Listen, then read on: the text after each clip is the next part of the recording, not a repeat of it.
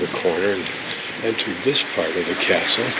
Here we can see where the old cistern or well used to be, or is. Get a closer look at that mechanism. What we're going to do is go to the museum right now and then come back and get a tour. So that looks geared, but it may just have been a way of holding onto the rope or something. I don't know, but then what is that for if not for a pulley for hauling water up? Quite possible that this whole thing pivots. I'm thinking that's the case, but I can't quite figure out how it works.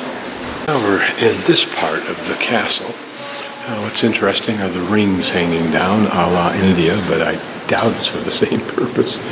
And here the cannons and their cannon ports.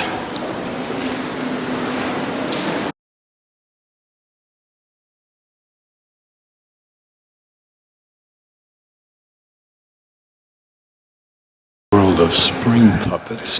That must have been a high point of entertainment technology in its day, and I'm not in any way denigrating it.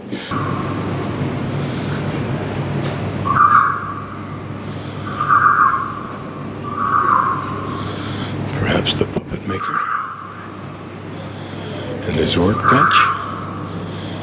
Imagine the pleasure and satisfaction he got out of conjuring up and then making, bringing alive visions and devices and these little puppets that he thought would make kids extremely excited. One and maybe all three of them look like they're animated more than just by strings, but perhaps not. Almost look like very elaborate mobiles.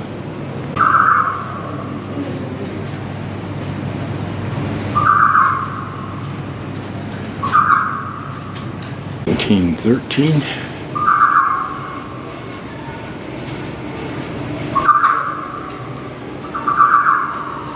Salome with John the Baptist's head on a platter.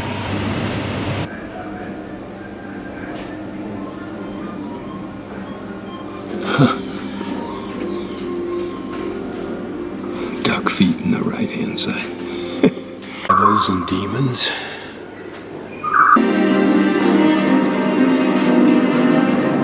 I don't know what that video is for except to show how far we've come in creating our fantasies or recreating history.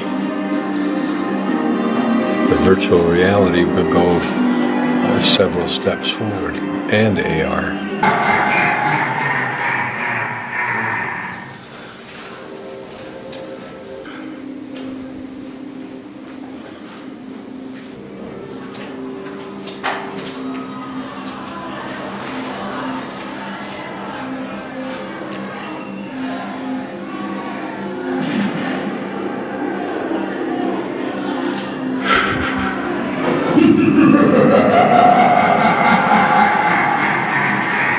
Okay, and this is gonna be scary.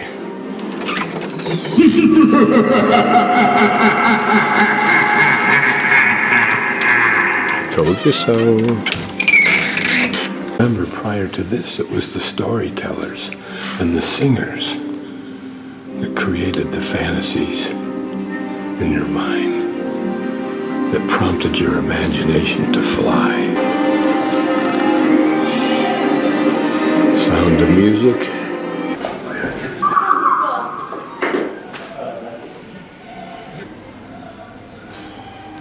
That this is a wood floor. In the day, is that a floor that could be pulled up, making it hard to get into that defensive area? I hope we're continuing towards the museum.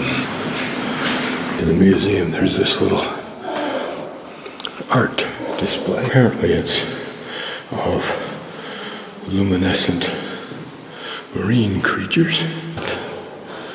Very in big form, wouldn't it? We're climbing into one of the towers for the museum. My hostel is over there. I hiked home over that hill before. Here's Mirabelle. And Mozart's residence at one time was 2 buildings beyond the end of that Mirabelle complex, below the hill.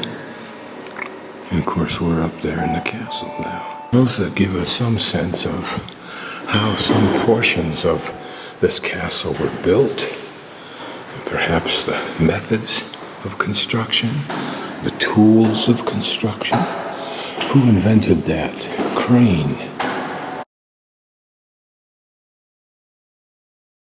A man in there walking around to power it. Winch, for sure. Principles, the physics, the same.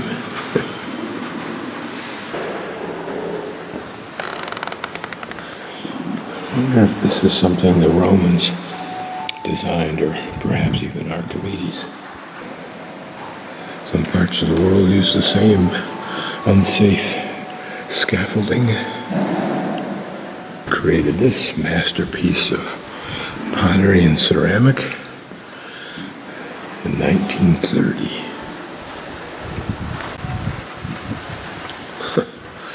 Notice it's composed of pieces. Could this have been a kit and one made?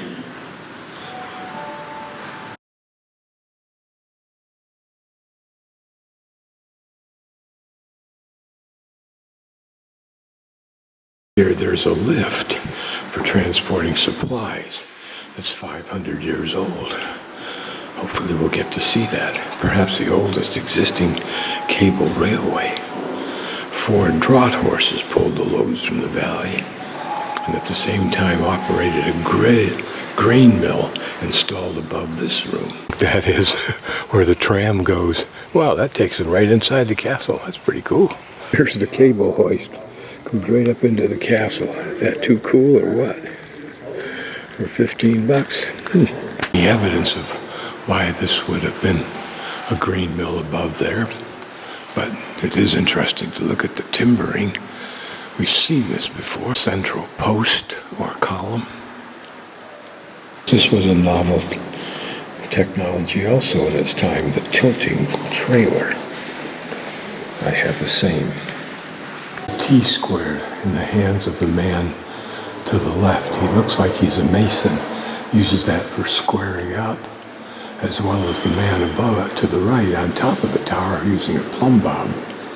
Detailed plan for the Salzburg materials transport trolley, if you will, for that lift, that 500-year lift. Horses that are the power for the lift.